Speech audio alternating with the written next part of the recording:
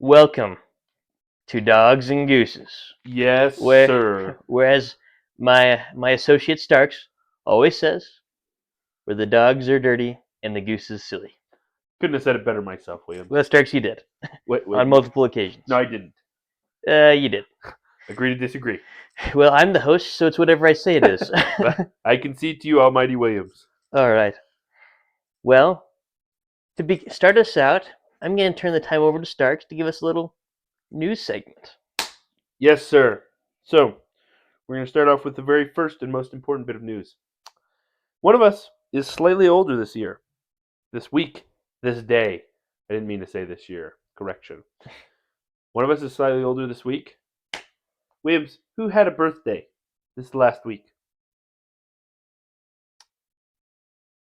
Was it a whole bunch of people? It was a whole bunch of people. But it was also you, Williams. So happy No birthday, way. the big 21. That was 5 years ago. For those of you who can't do math, he's now 29. Those of you who can do math know that it's actually 26. What? You're 26? Oh, this whole time. I know. Basically 29 if you think about it.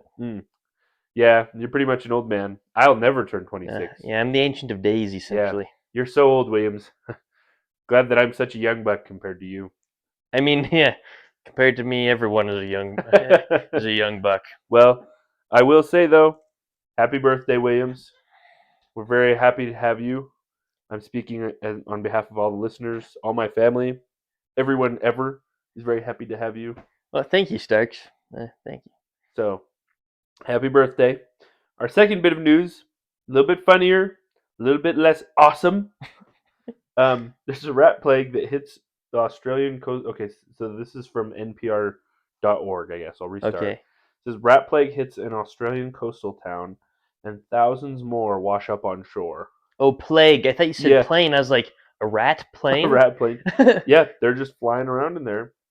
Yeah, so there's a rat plague that hit an Australian coastal town. My favorite part is they called it. That I don't know if this is maybe just a regular thing in Australia. Every but they year refer or to so. it as, no, not that part. They was reading this. And it says hordes of rodents are chewing on electrical wires and eating everything, and they're eating everything they can find and washing up dead in massive numbers, creating a literal stink in the community. But they're like they refer to the area as a shire, so it's like the stench is quite bad.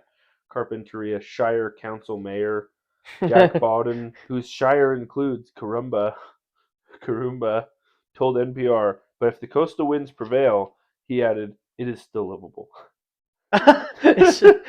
Well, anything's livable if you think about it. It's certainly livable for the rats. So that's our first bit of news that we have. You got to think that. I mean, you think Australia is just—it's not a bad place. I'm sure it has its charms, but there's a whole bunch of ridiculously ferocious, almost evil animals running around. Yeah. And then now in the cities where it's nicer, you don't have to worry about as many dangerous animals. There's a rat plague going on. Well, those are in the shires, Williams, not the cities. I don't know what the difference is, but one of them has hobbits. Are you sure the other it's one's not the same thing? I don't think so. I mean, I don't think hobbits Frodo have lived shires. in the city. You know what I mean? That's true, but does any hobbit live in the city? I mean, or do they all live in shires? Bilbo probably did a little bit. But my point is that shires and cities are not the same. That's exactly my point, Williams. Thank you. Okay. So on our next story, this is probably my favorite, aside from Williams' birthday, of course. Oh. Nude man nabbed by police after cannonball plunge into giant aquarium at Bass Pro Shop in Alabama. In Bass Pro Shop? Florida man, you have a competitor. Yeah. Well, it's in Alabama. Maybe they just moved up from Florida. That's true. I mean, it's not terribly far. Yeah. Well, it's in, I don't know where Leeds, Alabama is. So this is according to APnews.com. It says a man crashed his car outside a Bass Pro Shop Crashed in Alabama. his car? Yeah. Stripped down to his birthday suit and plunged into the giant aquarium inside the store, police said. This happened So on was he a Thursday little night. inebriated? I don't know. Says he did a cannonball leap into the aquarium and then stood under a waterfall. He left the water to yell at the officers, then dove back into the aquarium. He left the water to yell at police. Then dove back into the aquarium. Wait, I'm trying to see. They had to fish him out. It doesn't say if he's inebriated or not. We don't know. It says he eventually climbed out of the tank where they arrested him, but he was in the water for about 5 minutes. Maybe he's got a little schizophrenia. Yeah, You know. maybe. But that's our news for this week. Now you guys are caught up on all the relevant current events in the world today. I think the rat plague and the guy at the Bass Pro Shop enlightened me. Well, good. And so did your birthday. You didn't know about that one before. Well, yeah, I don't know if it enlightened me or just made me, think, wow, another year, and wow. You are quite the optimist, aren't you? I know. It's who I am. God made me this way. Well, fair enough. Fair enough. Who might have questioned him? Yeah, exactly. Yeah. I mean, I'm not one to question him. That's why I'm still the way I am. You've got a fair point. So are you going to say something cool like turn the time back over to you, I'm Williams? sorry, Williams. That's my bad. And that's all we have from our field today. Back to you, Williams. Well, thank you. Thank you, Starks. Our numbers on the podcast are climbing. Mm. Did you know that, Starks? Are they?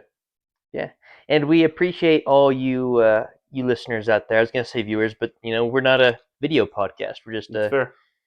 So far just an audio one. Well, if we were viewers, or if we had a video podcast, I bet your bottom dollar, a lot of young women would be tuning in for a glimpse of the old Williams.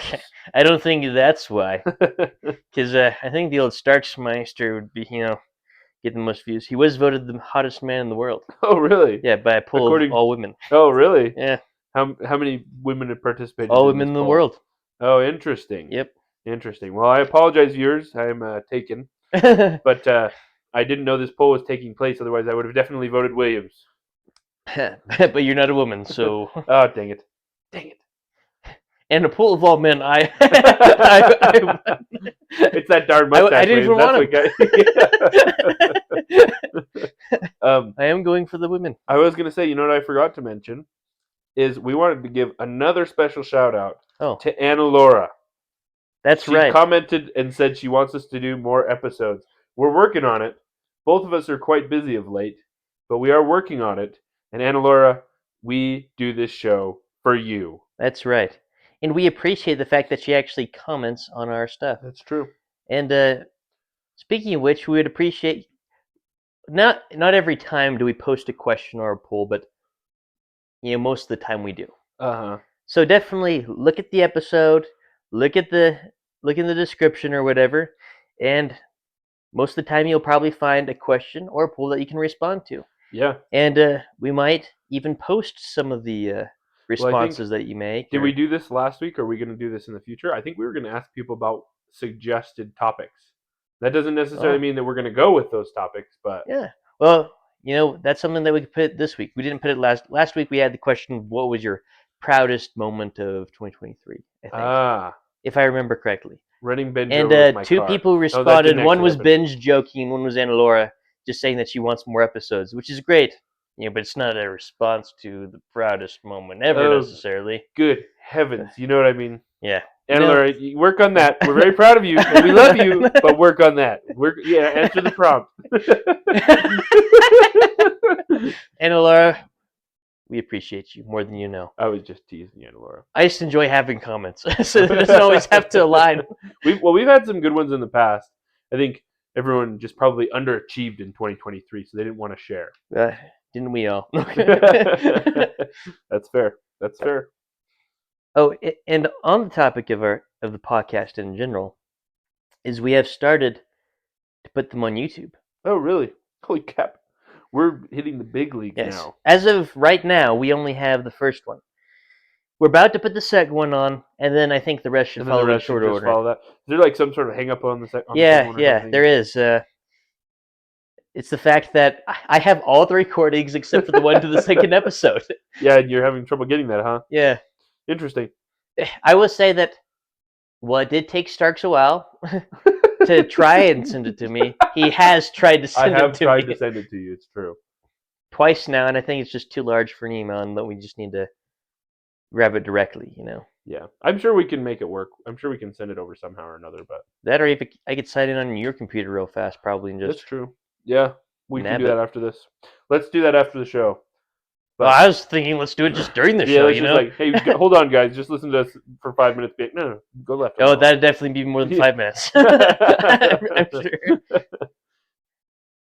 Well, awesome, good stuff. But yeah, check us out on YouTube. It's really hard to just search us currently.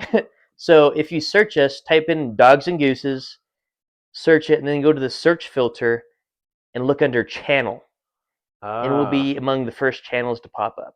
Because if you don't do that, then you'll just find a whole bunch of hunting podcasts where they send the dogs to hunt gooses.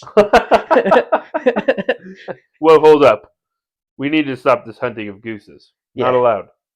Although, yeah, I mean, just goes to show that dogs are dominant. I'm just going to say that the gooses, by sheer number, definitely are winning. So all they need is an organized effort to take down the dogs. Officially, but I'm sure that there's plenty of dirty dogs out there. We just need to find some more who are going to come on the podcast. There probably are, but we also have some dirty or silly gooses that are pretending to be dirty dogs and all the like. I don't know what you're talking about. Anyway. So this week, I thought a lot on a particular topic. I was like, yeah, it'd be good for Starks and I to discuss this topic, I think, because I think you might have some interesting ideas on this. I'd be intrigued to flesh it out a little bit more besides just in my own head. Uh-huh. So the topic I would like to propose is beauty. Oh, interesting. And what it is, and why we consider certain things beautiful. And perhaps why we don't consider other things as beautiful and stuff like that. See, I think this is going to be our first true surprise topic episode. What do you mean true? Well, there's several of them. Well, let me explain. So I, for most of them, I haven't known the topic or vice versa, but I feel like a lot of them are conversations we've had before, and so they're not like completely new. Oh, out of left field. Yeah, yeah. But I don't think you and I have ever completely discussed beauty. I mean, we've discussed a lot of things, at least in short, but I don't think ever in depth. No, so I think this is going to be. I thought it'd be interesting. Yeah, I think it'll be a solid one. So I think the first step is to kind of conceptualize what our definition or our general definition, and perhaps just we'll refine it as we go. But like I wrote down an idea of a definition. I want your thoughts on it.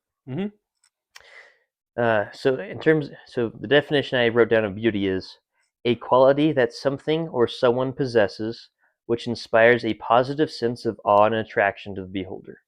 I think that's pretty fair. Because I was trying to think about how I would define that, but I think that's fair. Because there's a lot of things like you've played against me in pickleball, and if you make a solid hit, I'll be like, that is beautiful, Williams. Right. Like straight up.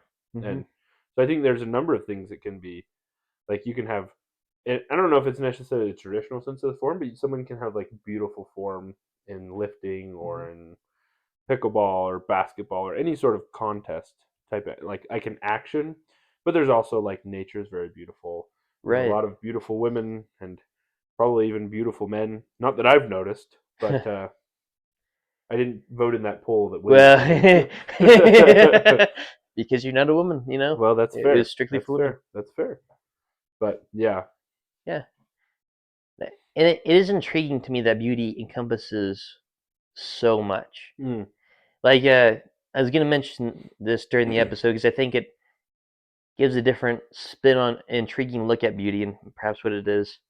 So at church one day, it was several months ago, and every month in church, once a month, we have a specific meeting in our congregation where it's for testimonies, and anyone from the congregation can get up and talk about their testimony and tell us about their why they believe, what they believe, why they believe in God and stuff. And one of them has stuck out to me. It was months ago, and a lot of the testimonies you just think about, oh, that's cool, and you forget about it. And there's lots of diverse ones that are given.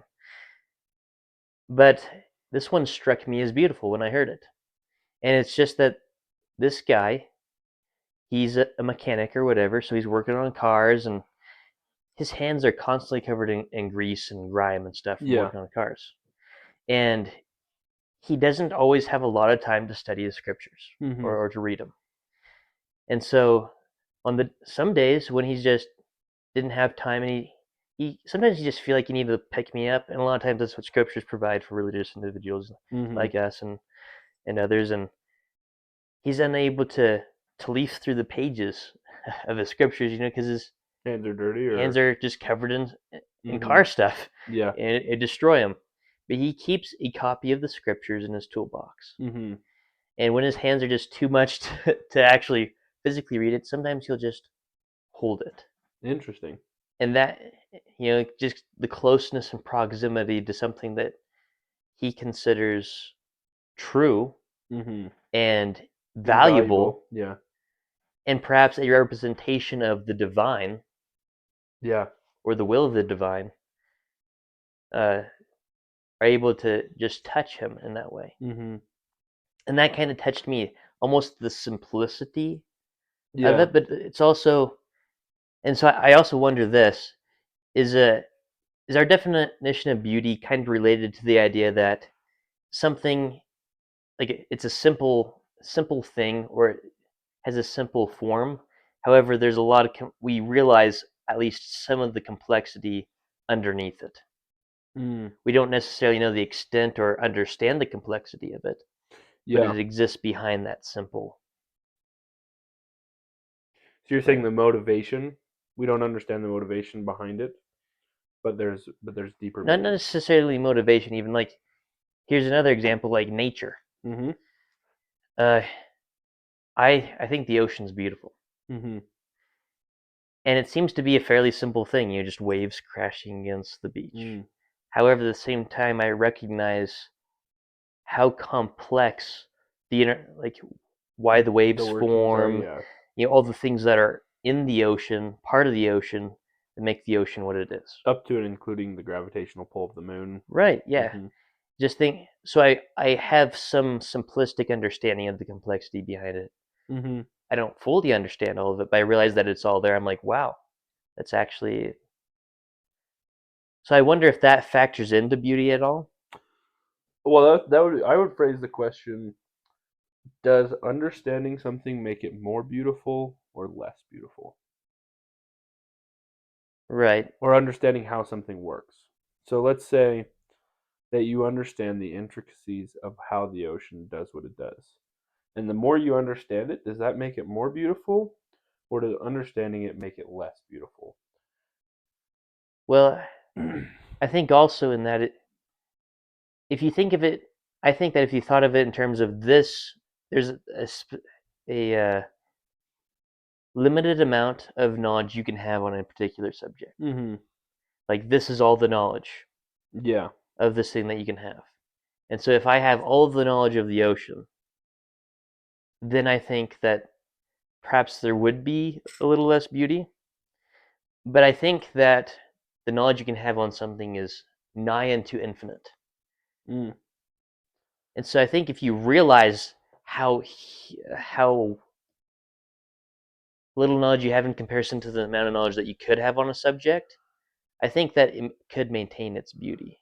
See, I would argue that it's less to do with the amount of knowledge you have until you have the perfect knowledge of it. And I think it has more to do with familiarity and constancy. I don't think that's the right Oh, word. how much you're around How something? often you're around it. Yes. So I think if you were to study the ocean and you understood perfectly why it does what it does, and then you saw it, and like, I think you would still be wowed by it, because even if you understand the process, it's still an intricate and beautiful process. But if you, for example, were involved in it every single day, then you would probably still find it beautiful, and you would probably still have plenty of times where you would be like just breathless, like observing it. However, proportionately to the amount of time you spend observing it or being around it, it would probably be less. Is that a fair? I mean, I just came up with that. That's true, but that Off doesn't the top take of my head. away or add to its beauty at all, I don't think. No. It is Well, I think funny it because just. people around here I talk to, and we're right next to these beautiful mountains, Oh you know. yes. Uh-huh. And they're like, was talking to someone the other day. Yeah, I live around here. I see the mountains every day. But Mhm. somebody who's not around here, and I was showing them around town, and they just look up and they're looking at the mountains. They're like, "Wow, those are beautiful mountains." And I look back up because I just forget about them. I'm like, Mhm. "Yeah, those really are beautiful." Yeah. And so these people constantly recognize the beauty whenever their attention is paid towards it, but because of how often it's there, Mhm. you automatically think of it Mhm. less. Well, it's just But always there I for don't think us. that affects its beauty. No, but it makes it so you notice it less, and it's Hmm. a little bit less awing, I suppose, generally speaking. Like, and to kind of build off of your point, I think it's fairly common that I will have a similar experience where um I don't notice the mountains, but sometimes I notice them like, holy cow, those are amazing, and I'm just used to them. I don't even notice them. Like, I Hmm. can actually see them a little bit through the slit in the window right now, and they look amazing. Like they're covered Especially with in the snow. snow, and they Yeah. yeah, they're just very pretty. Um, but I think as a general rule, once we get used to something, we usually appreciate and or notice it less. That's true. Do you think that affects? I mean, yeah, in a way, it affects maybe how beautiful things are, but I think I don't think it affects their value. I think it's just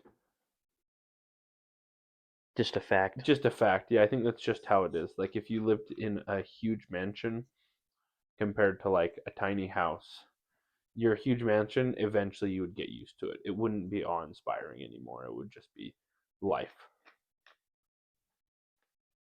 So, Not that it has decreased in beauty. no, or not that it decreases in value, which I think on a little bit of a different note, I think that we as a society have strayed a little bit too far in terms of like kind of to apply this to people, and you and I have talked about this like standards of beauty. Hmm. Um, so beauty standards are different, and each person has different things that they find more or less attractive or beautiful or handsome, as the case may be. Um, but I feel like as a society, we've come to this point where like everyone is beautiful all of the time because they are, and I don't think that's true. I don't think like everyone is beautiful to everyone all the time because they are. I do think people have inherent value, and I don't think beauty is necessarily tied to value completely. Like it can make a difference. It can make someone like more desirable to be around or to go on dates with. Someone has a date tonight, Williams, who he has never met but should be good. um, but I just think that sometimes we have this idea of tying beauty to value. And the thing is it Well, can I think be aesthetic beauty. I think there's a aesthetic difference beauty, between aesthetic beauty and internal right. beauty, Well, I or think that there's multiple facets of beauty. uh huh. That's true. That's And so I true. think yes, in everyone we can recognize something that's beautiful. Uh huh. Not everyone may be as aesthetically pleasing or beautiful. That see, that's the thing. Should we? There are certain things that we see that that's beautiful, Uh huh. and then like sometimes like you see a really pretty girl, Mm-hmm. like wow, she's beautiful, but then she does something unethical Uh huh. or just kind of mean or rude, Uh huh. and then all of a sudden you're like,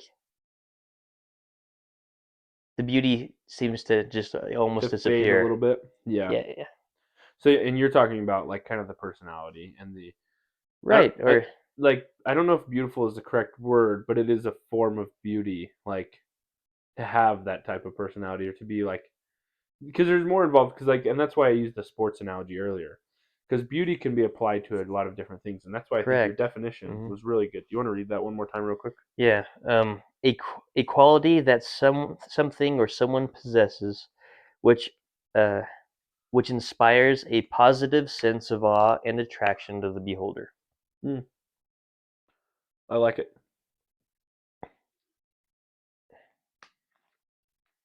I don't know. Yeah, because it is interesting how certain things I think affect the beauty that we attribute it Mm. attribute to it. Like having a like a dysfunctional personality on Mm. on an aesthetically seeming beautiful person. Mm-hmm. Well, I also though am of the belief that some of our physical looks and some of our personal beauty is controllable on a Hmm. physical sense. Um, and the same is true for our personalities. And so like it's not all controllable, obviously. Right. There's Like certain things that you're just given. yeah, exactly. Um, but I think that a lot of times people that are beautiful on the inside and out will find a way of like you'll know that because everyone knows people that they love to be around. Hmm. And everyone knows people that are very attractive, and like a lot of the people that are very attractive put a lot of work into it. Not everyone that does it does, but a lot of people are or do that are. Um, but yeah, I think it's interesting. Something that I would also note, I think that applies to this is sometimes what makes someone really beautiful in a sense is or something beautiful Mm-hmm. is its flaws, No, I think you're absolutely right. which I find really intriguing. I think I might have a little. Where did I put it? A little something Um, to read here based on that. yeah, go for it. But if you have any thoughts while I'm looking for it, No, I have some thoughts, but I'll share them after you read it. all right. Let's see. I think it was. Oh, I think it was over here. Let's see. I think. Okay. So this is. I'm not gonna like fully read all of it. I might skip parts in the center, just to Mm-hmm. keep it a little shorter. But this is from Marcus Aurelius's Meditations, Mm-hmm. which are kind of just notes that he made to himself. But we read them and we're like, "Wow, this is awesome." He did not intend for anyone to read it. This is kind of Mm-hmm. his personal notes, but Okay. a lot of them are really interesting and kind of makes you want to be a better person and stuff. But I think it's interesting that he noted this. We should also attend to things like these, observing that even the incidental effects of the processes of nature have their own charm and attraction. Hmm. Taking the baking of bread, the loaf splits open here and there, and those very cracks, in one way a failure of the baker's profession, somehow catch the eye and give a particular stimulus to our appetite. Mm. Figs likewise burst open at full maturity, and in olives ripened on the tree the very proximity of decay lends a special beauty to the fruit.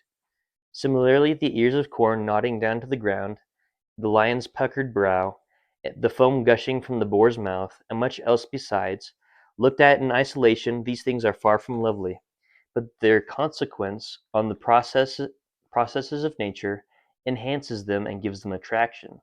So any man with a feeling and deeper insight for the workings of the whole will find some pleasure in almost every aspect of their disposition, including the incidental consequences. Such a man will take no less delight in the living snarl of wild animals than in all the imitative representations of painters and sculptors. He will see a kind of bloom and fresh beauty in an old woman or an old man. Not not all can share this conviction, only one who has developed a genuine affinity for nature and her works. For him there will be many such perceptions. Mm. You know what that reminds me of? It reminds me of my dad. My dad loves the mountains, and he loves to go up in the mountains and spend time there. And he just has a huge appreciation for nature's beauty and for what nature like really is in a lot of senses. Um, I remember as a young kid, almost every Sunday we'd go up drives up the canyon, and we would just drive. And we were there every week. There's the same canyon, and my dad would be like, "Wow, look at that! That is so pretty." And I would be like, "Yeah, it's a nice tree. I saw Yeah, it last very week good, too." Dad. Yeah. and I and I would obviously be pointing out the trees that were very good. We have a joke in my family that my dad loves. There's a tree. we so my family we need to get we warm our home with a wood stove. And so we go up in the mountains during the summertime and cut down dead trees to warm the stove. And Williams knows this story, so he's nodding politely, even though we don't have video. But we we'll go up in the mountains, and my dad will say, "Go, like look out for trees."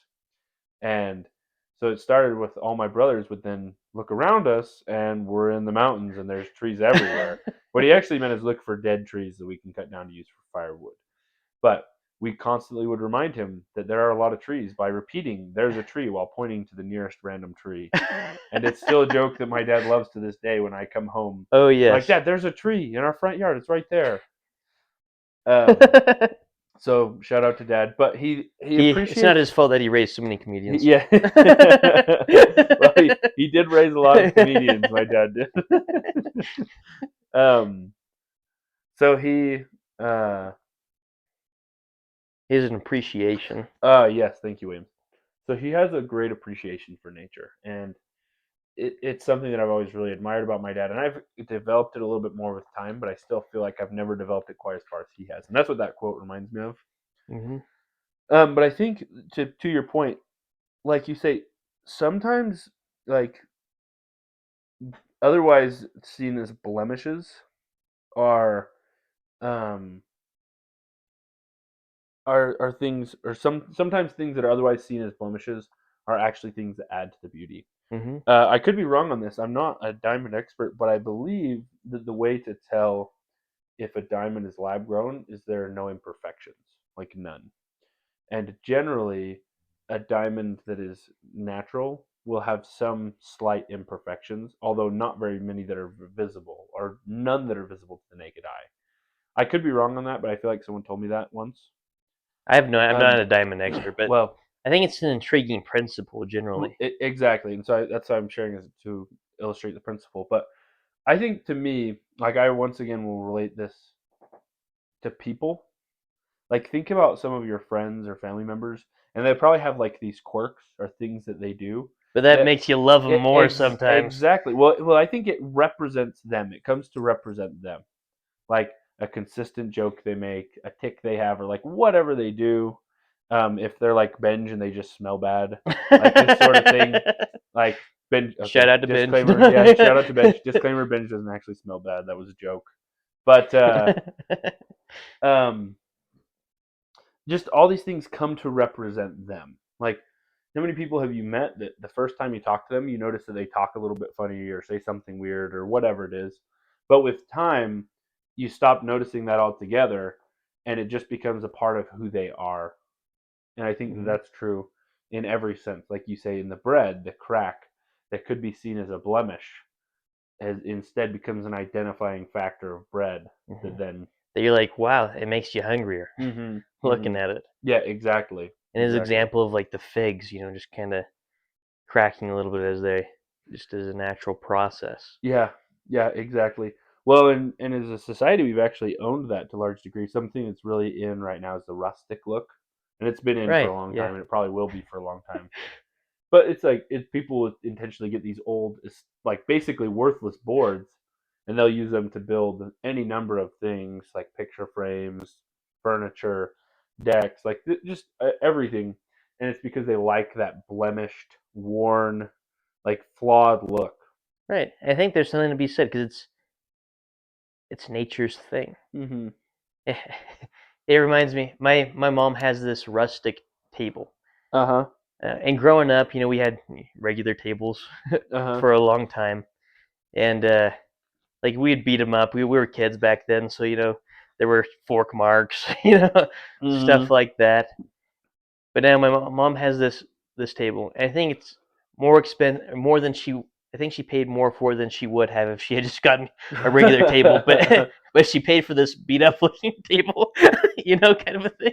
Which is so funny to I me. always joked to her, Mom, we could have beat up this table for you. You could have bought a new one, and I would have beat it up for you. We can make anything rustic. Yeah, yeah, that's funny. But it just cracks me up sometimes. Well, as a pseudo craftsman, I love the rustic look because it's very forgiving of mistakes. Hmm. Because it instantly becomes a part of the character. Like, did you cut this board wrong? Oh, that's fine. It's just part of the rustic character. It looks old. This like this, that, or the other. They're very forgiving when you make some kind of mistake or another. Hmm. I think that's a good thing. I think perfection, I think, has its own appeal and beauty. It does for sure. However, true perfection is always impossible. It's like an ideal Mm. that you can never reach. I think that to a certain degree, you just gotta own mistakes. Well, many things when seen as a whole can seem perfect, but hmm when you inspect them, you'll notice imperfections. right. And I've noticed that in my line of work. I do a lot of work in people's houses right now. So I like fix a wall here, fix this, like fix just a bunch of different things. And I've discovered that I'm generally much more critical of my own work than I am of other people's. hmm And I discovered that because I was working on a place and I had like there was something I did, I can't remember what it was, but it was visible if you went and inspected that section of wall. And I was like, "Oh man, I don't like that." So I tried to fix it and I couldn't fix it. And then I came home that day and my room, which I'd never noticed any blemish in, I started paying attention and I noticed the same exact blemishes in my room. And in fact, worse ones that I had never noticed because I was looking at the room as a whole and not as at this individual piece trying to nitpick it. That's interesting. Hmm. Yeah, because it is easy to overlook blemishes. I think we should to a certain degree, you know. Uh-huh. And I do think that blemishes add character and beauty to items. Mhm. But just because it's not perfect doesn't mean it's not good or appealing. Yeah. I think that's an interesting principle. Something else that I was thinking of in regards to beauty, unless you have anything more to say No, on the no, rustic go at the for it. moment. I think there's a lot more to be said about it, but Yeah. Yeah, but we don't want to beat too many dead horses here. So yeah. like I mean I could definitely go on, but if you got more topics, that's fine by me. Or more parts of the same In topic, I hold on, suppose. where was it? I was thinking about something. Oh, it's fascinating to me that there are so many things that I think, you know, I'm using the phrasing 9 out of 10 people Mhm. would agree is beautiful, Mm. unless you're just a contrarian Mhm. or whatever. Yeah. Like things of nature, like we can usually commonly agree on, like, oh, that individual is beautiful. Mhm. Do you think that that is a societal thing that makes that beautiful, or do you think that there is just a natural appreciation for certain things that we as humans have? See, I don't know, and so I something that I thought about, I looked up. Do you know what they did a whole bunch of polls and stuff, Uh huh. and I looked at several examples, not just from one poll. Yeah. I didn't look into any of them really deeply because I was just interested in the general consensus. But they did like world national studies on Mhm. what people's favorite color is. Do you Yeah. know what the favorite color is? Blue. Blue. Across all these different studies, across all these different nations. Interesting. Yeah.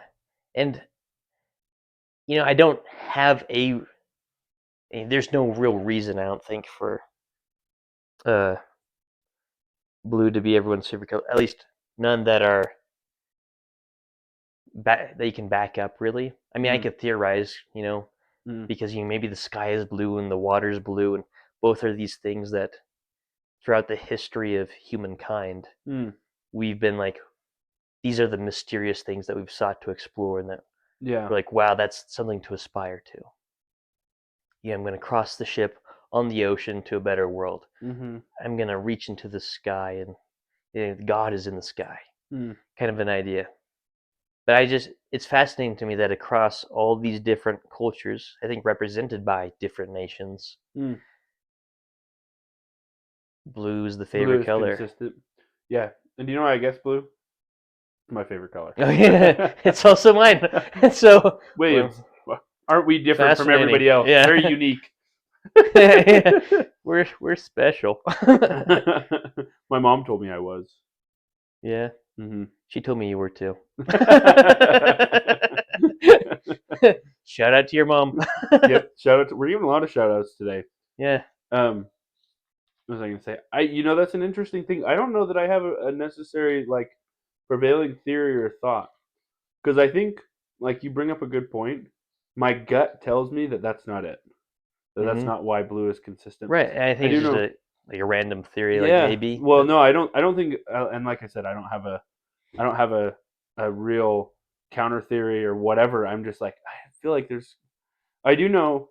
So generally, blue is associated with friendliness or with like because I know that they did studies on how people are received, and if you want to seem a little bit more of a presence, like if you want to seem a little bit more intimidating is not the right word, but kind of red. red, yes. And you wear a red shirt. If you want to seem like a friendly person, you wear blue. And if you want to seem non-threatening or nondescript, gray. And and just so on and so on, and you can go down the list. But there are a lot of colors that are associated with different emotions and different things, and some of Hmm. them make sense. Like red and yellow, oftentimes are associated with um, either danger or oftentimes even with food too. Um, Yeah. they've done a bunch of studies in red and yellow, which is why it's in so many logos for For fast food fast food. Yeah, places and. yeah. Well, like McDonald's, for example, they've done studies and that actually makes you hungrier. So there's tons of stuff like that, and there's my theory would be I assume red and yellow are probably something that makes you hungrier because it's heavily associated with like blood and sinew and stuff, and people are omnivores, Hmm. so we eat a lot of meat. So That's interesting, and that's something I hadn't thought about the color thing because a long, long time ago in a science magazine, my great grandma used to get us subscriptions to these different magazines, and yeah, I was really into science. I still like science a lot, but uh you know, huh, I guess not enough to get my degree in it. yeah, But it said something about they did this study where people would take this test in rooms with different background colors, hmm and I think the ones in the red room did better in general on like memorization, things oh like that, really where the ones in the blue room did well better in creativity and interesting. things like that. So I don't know. Perhaps perhaps it's all our conceptions of beauty, our general consensus on it has something to do with our desires as creatures, Well, as animals, I think there is. which lends to the what I had read in the meditations. I Uh think. huh. Well, and that's exactly it. Is I think oftentimes beauty, not always, because I've thought of this a couple times, but I haven't shared it yet because I have been trying to puzzle out exactly how it works. Mm-hmm. Oftentimes, beauty is a representation of some idea, um, or something specific, right? Mm-hmm. But not always, because if you think about nature, what does nature represent except for nature, right? And perhaps like you could go and say it represents resources and possibility and so on and so on. But I don't necessarily think when I see like a beautiful, luscious forest, You're not thinking any of that. I'm not thinking of the possibility, though there is certainly plenty of possibility in a luscious forest. And maybe that's part of it, but then also in that idea, like even desert can be pretty, like in Mm-hmm. its own sense. Not Badlands. Badlands. Oh, what the the Badlands are some of those beautiful Badlands. things. I can't see those being pretty at all. I don't know that I would ever want to I'm go pretty there. sure I've I mean, they're showed you a called. picture of the Badlands and you just don't remember it because you think it's some like barren, Yeah, I mean, what would give me the idea that the Badlands are the Badlands? My goodness. Continue Oh, with your thought. okay. So, no, but so like my thought then is because you could argue that a luscious forest is beautiful because in the like maybe not in our conscious mind, but in our subconscious mind or in our genetics, there's something that says that is a good place to go to live to be because there's a lot of opportunity and a lot of chance to live, right? Hmm. But then there's beauty in the desert, in the stars, like, and maybe it's familiarity. Maybe like these are things that our ancestors or people have seen throughout time, and the familiarity is comforting. But at that point, like everything is familiar because there's not a ton of like brand spanking new things. I mean, I guess in this day and age there is, but Hmm. so I'm gonna kind of shift gears here because I had two separate thoughts. Sure. That was one is that um, it's interesting to me that I don't think beauty is purely about utility. In fact, I think very little of it is. But I am curious about the roots of it. In terms of like what makes something beautiful or what makes us all like the color blue versus the other loser colors. You know what I mean? There are people whose favorite color. There are lots and lots of people whose favorite color isn't blue. mhm. It's just interesting. That's a But general. they're also just not as good as Well, us. you're right. Yeah, You know, and exactly. facts. Yeah. I'm glad that we both like blue, so we don't even have to debate this. We can Yeah. just be like, if you like another color, then you are just Yeah. not as cool. Too bad. If for any of you listeners, your favorite color is not blue, you're apparently wrong. Yeah, I will say if blue wasn't my favorite color, I would have to go green or red. Those are both good like secondary options. I don't know what it is, but I just like both those colors. I mean, I like a whole bunch of different colors, you know, but Uh-huh. blue's just. My mom said something interesting because I brought it up to her yesterday. We were talking. Hmm. She's like, "I wonder if blue's everyone's favorite color because people like different shades of blue." It's true. A lot of people do. But There are a lot of different shades of blue. there's different. I want to say it's red or green, but one of those two has the most different shades of color that we can recognize I from feel each like other. probably red would be my guess. Yeah, I but don't know then why isn't that everyone's favorite color? You because know? blue's cooler. Yeah. I think it's probably still blue because I bet you are not. I don't think it's because of the broad variety of options because a lot of people do like different forms of blue, but also I think still the vast majority of people like classic like royal blue Hmm. the most. I think if you were to poll people that like blue, you'd probably get that most commonly, and then next you'd probably get like the other blues. But That'd be an interesting thing to see what the yeah, stats might be on that. yeah, that would be. Um, but I was gonna say in my switching gears, and you'll like this. Hmm. So this begs the kind of, and we don't necessarily need to discuss this because this is a whole discussion in and of itself. Whole new bag of Yes, it is. Well, questions and thought. this is almost an episode question here, um, and this is like talking about beauty and what makes things beautiful and all that. I think it goes back to the root of, um, are people like, do we have predetermined tastes or like other such things, or are we born as blank slates and then things that are familiar to us become beautiful? And there's also a different like side of that argument where it talks about like, are we born blank slates, or are we born with some sort of genetic personalities, and like is all of our preferences cultural and environmental, or is it um either divine purposes, or I'm trying to think of how to word this properly. I think you know what I'm saying, but I mean, I'm getting the gist of so the idea. well, because I'm talking about in finding things beautiful, or for example, like the bread, I feel like is a great example. That imperfection on the bread represents the bread and what it is. Hmm. And so, do we only find that like to be appealing because of personal experience, or are there just certain things that in the human experience we find to be appealing or beautiful, just because that's how we are as a species? Maybe it reminds me of some. So in Dostoevsky's book, Uh um, Notes from the Underground, huh. Uh huh. he has like two parts of the book. One is the beginning part where the guy's just kind of his philosophical musings, Mm-hmm. and then the second part is like the story he has to share with the Mm-hmm. audience. But in part of the book, and I think it's very fairly well known and well quoted, but he essentially says that if ever we were given a perfect life, if we had nothing to do but uh, just be happy or content, like we were given everything good constantly, Uh everything was huh. perfect, man, being the way we are, would break stuff. Yeah. Because I don't know. I think. Well, I think as in terms of our like generally we are built to overcome. Like Right. that And so we have to have we something to have to have a overcome. challenge. We have to have something to overcome. So if you build such a life for yourself, and you continue seeking out challenges of various forms, because there's so many different aspects.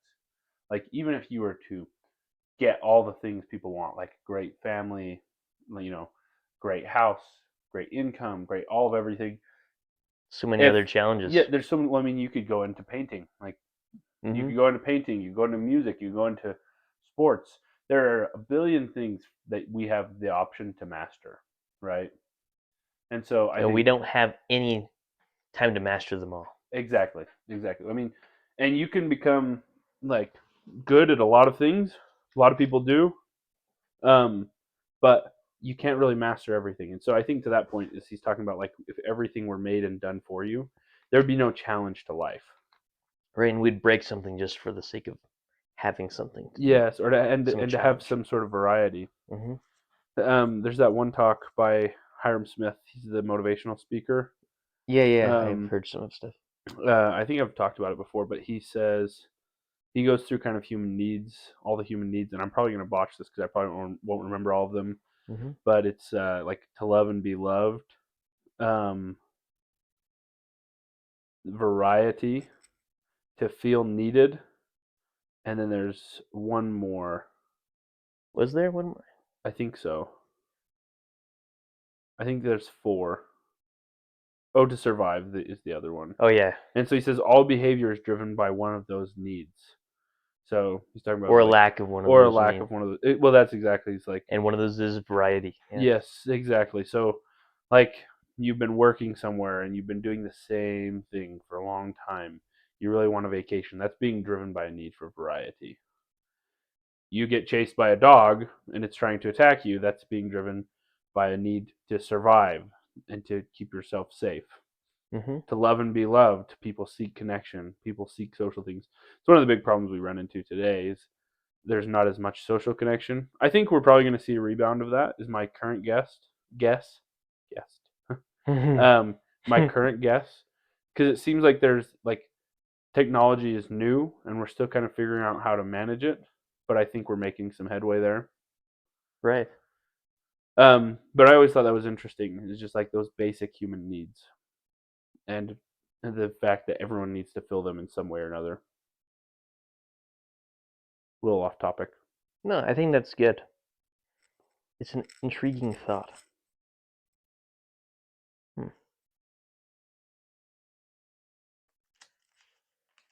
I think I had another thought. Oh, I think something that's important to do is just, I think, understand beauty better is to also consider what's not beautiful, or we might say ugly. Because I think, like, Marcus seemed to imply that we can find beauty in pretty much everything. I think that is true to a certain degree. However, I think there are also things generally that we're like, that is not beautiful. Yeah. For example, genocide. True. Not very beautiful, you know? You know what I'm saying? No, not at all, yeah. Whenever someone innocent gets hurt, yeah, I don't think, I mean, I'm sure there's a small group of people who are like, that is beautiful. Yeah. But the general consensus is not the case, yeah. Right. Or when someone you know or love gets hurt or in trouble. That's never a good thing. Right. Yeah, but I think beautiful generally, it would not apply necessarily to, like, situations. That's, like, an interesting thought. It does sometimes, like, because, for example, you could talk about a group of people doing something and then you could say, oh, that's beautiful. Like, but generally I think, like, that's not usually how you apply the word beautiful or beauty. And so in which case, I think, to your point, there are things that are generally ugly, but aside from, like, groups of people doing horrendous things or other stuff like that, I think there are things, events, other than events, aside from events, I think that most things you can find beauty in some form or another. For example, like the Badlands, like, people can find beauty in them. Whatever. You know what's something I think about? The poop emoji, you know? That's just something that comes to mind. You're like, what's the most disgusting thing you can think of? And somebody has tried to make that beautiful. You know what I'm saying? Is that not true? That's fair, I suppose. If anybody sends me a message with a beautiful poop emoji, I swear. I'm not saying it's beautiful, but someone has like created something more appealing out of something that we're like, that is the most disgusting thing Yeah. that we Yeah. Well, it looks better than actual feces. right, and everyone sends it to everyone. You Yeah. know? Yeah. It's true. That's a fair point.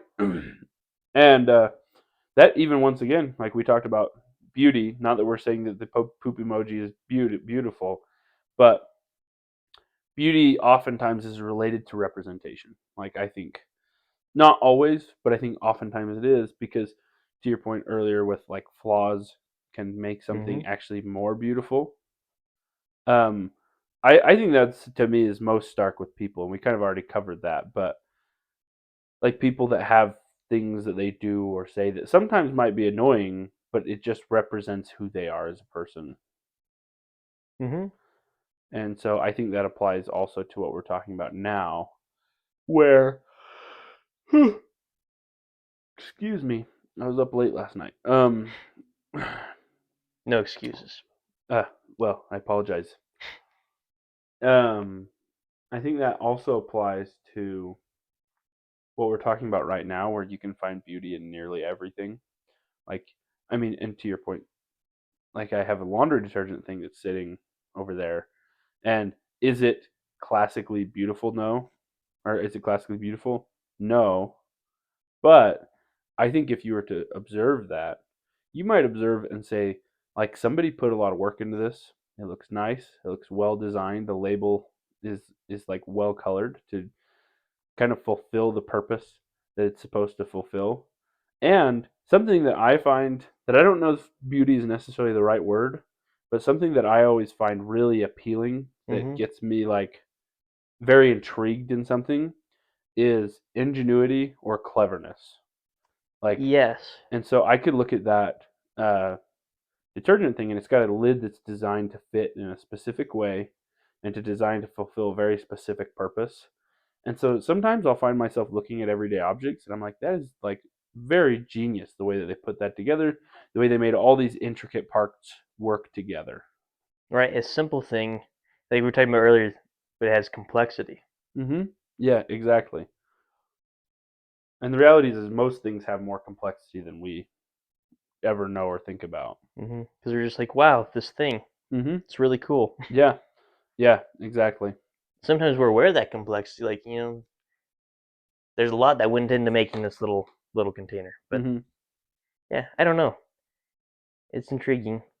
I, also on the topic of this, I think so. Our general consensus with ugly is, I think it's pretty much relegated. The things that you can't find beauty in are certain really horrendous events. Pretty much, Yeah. I think that's pretty fair. And There's probably also some other things that you can't find beauty in or that would be hard to find beauty in, but I I think think, they're like Marcus not said, very like some common. things are, if you take it just in and of itself, like rotting fruit, Mm-hmm. not great. But in the context of its Like surroundings and like a bigger picture right, type thing. it becomes more beautiful. Yeah. Just like a natural process thing. Yeah. I So think yeah, that's true in many cases. Like taking a step back and taking a look at something makes it better in many ways. And that applies both to concepts and to people and to landscapes and to what like any number of things where like taking a look at someone as a whole. I personally have had several experiences where I have been talking with somebody who's a friend of mine or a family member, and they did something that annoyed me or whatever it is.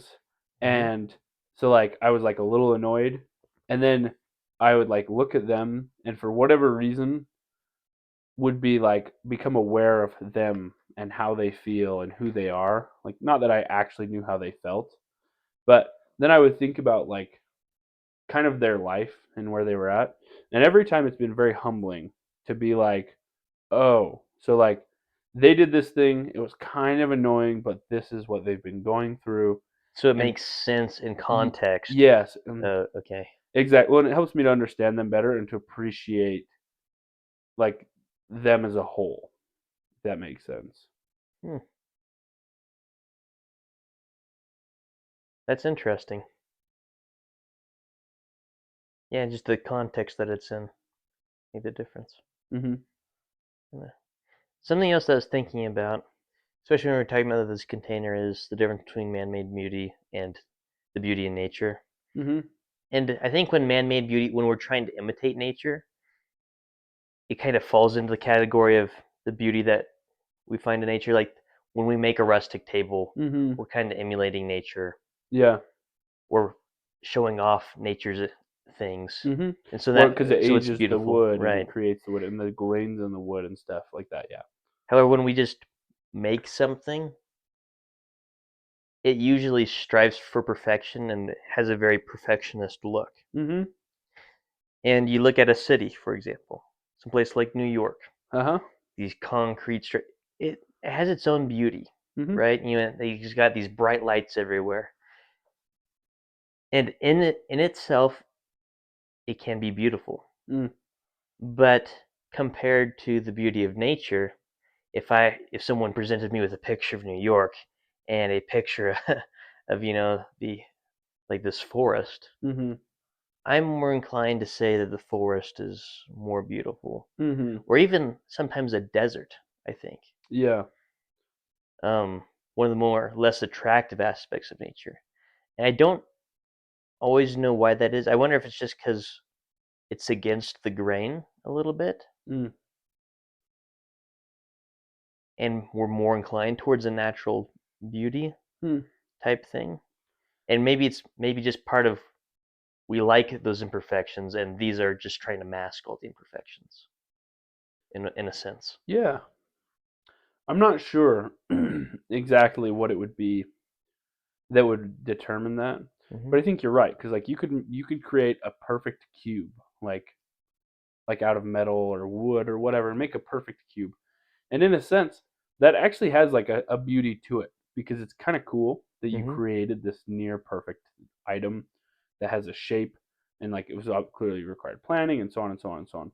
Which I mean, with modern machinery, near perfect cubes aren't as impressive as they used to be because we can pretty much pop out like anything, like for pretty cheap and in bulk. Like, but I feel like a huge part of the beauty of nature is the randomness of it, and like just the fact that things just form. Like we don't have a clear, like human creator of nature. Um, It just does it It itself. just does it itself, yes, and they follow processes, and we understand the processes. There are some that understand it better than others, but most of us have a kind of a basic understanding of what happens in nature and how things come to be. But um, but yeah, I don't know that I have a clear answer on which why it is that way. But Yeah, but yeah, I think that is what it is. hmm you know what I had a thought about context is I've been trying to learn to play an instrument recently.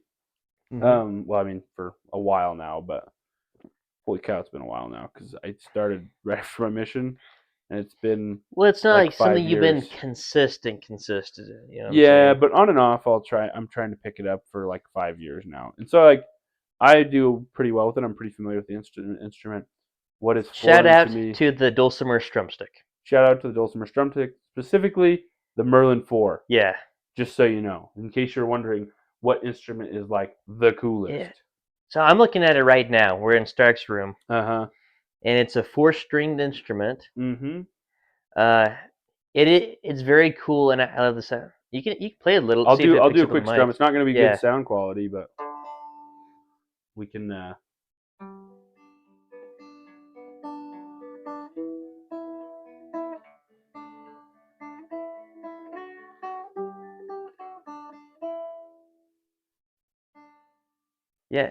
So. It's a pretty sounding instrument. It's Mm-hmm. kind of slender.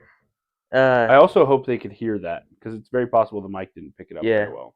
But But if you didn't hear that, that's your loss. yeah, then I hope you enjoyed the silence that you had to Know that ponder on I your heard life. it and considered it beautiful. But something that I'm realizing with music is that, and this is the reference to your context point earlier, hmm is the it's funny that the note that comes afterwards affects several notes back. What we Because think of several notes, yeah. well, because I think about popular songs, and I remember I was learning a popular song, and I learned to play the first two notes or whatever it was, and I was like, that sounds terrible. And then I got the third and fourth note, and I was like, that sounds amazing. And it's interesting that you can pair two or three notes together, and if you don't have the complete picture, they can sound really bad. But if you add the next note in, then it sounds good once again. hmm Um, and that's interesting to me because I would have thought, the one before affects the one afterwards, and so on and so forth. But I didn't think that like one could affect even two or three notes back and how it sounds to your ears. Because once you have that kind of complete pattern, it makes sense to us. Hmm. That is an interesting thought. It's just kind of more to illustrate the point Right. you made earlier. So, no, But also, I can think of instances in which context maybe doesn't affect beauty as much, or something hmm is more beautiful on its own than it is in the context of what it. Because if you had a room, but it was just filled with gold, like these gold bars, just haphazardly everywhere. hmm Gold is awesome. yeah, However, the room looks very not neat and tidy, hmm and in a way that's not as pleasing as a room that was neat and tidy hmm without all the gold bars just haphazardly all over the yeah. floor. You know? Williams, I tell you what, if you give me a room filled with gold bars, I'll take it anytime, haphazard or not. Yes, but it won't be as aesthetically Yeah, it pleasing. won't be. I'll come in and be like, this place looks terrible. Let's Yeah. go buy a mansion.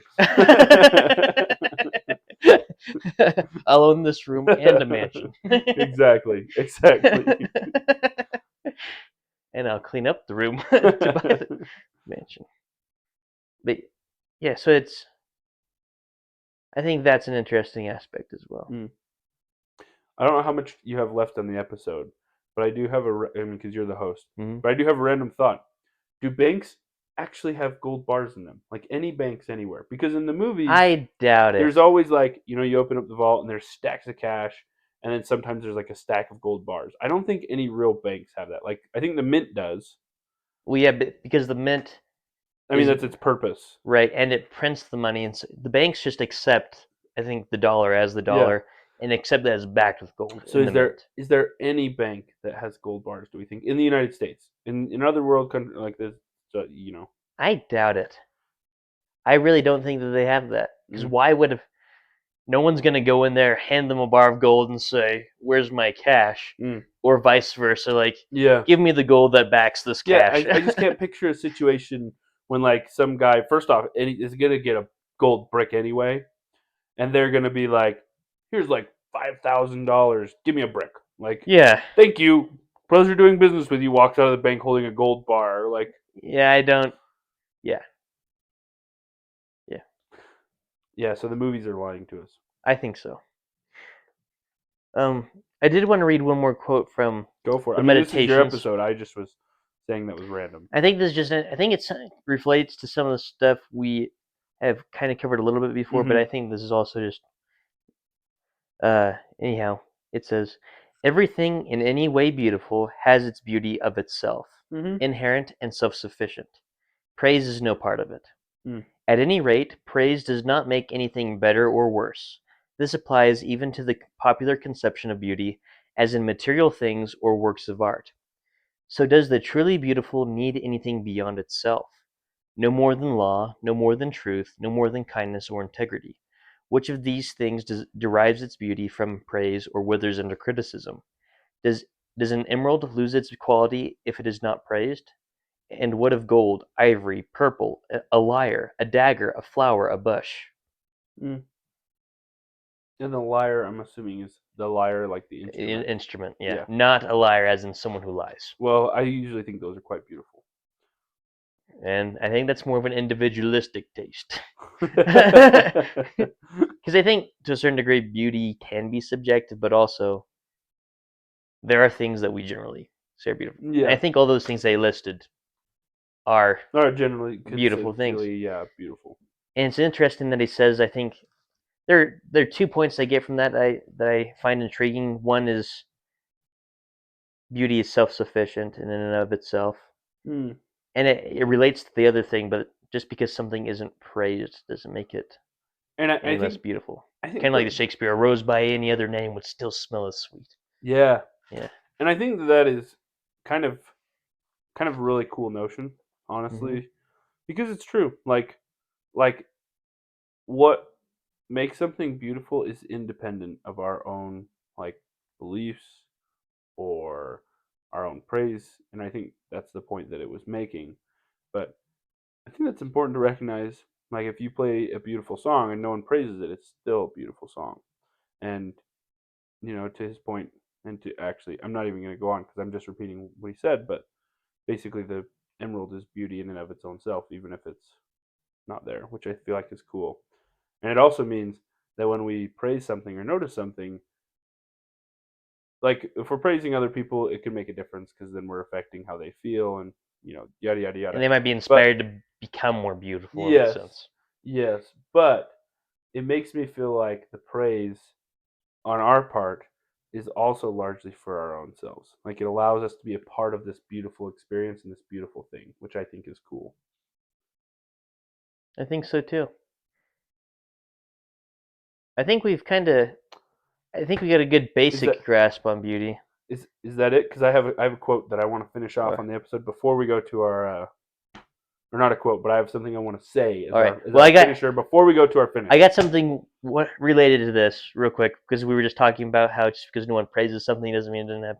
So we've answered the question that's somewhat philosophical that lots of people ask. If a tree falls in the forest, does it really make, and no one's around, does it really make a sound?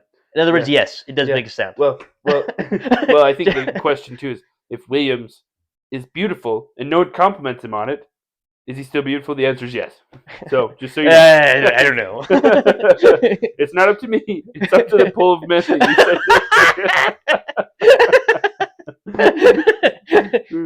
Well, the poll never happened, so we don't know. So you're over here lying to me. Okay, so I know this is your episode, but I just had a thought, Williams. Sure. We just discussed how beauty is independent of other people's beliefs or praises. And I'm declaring this episode's beautiful.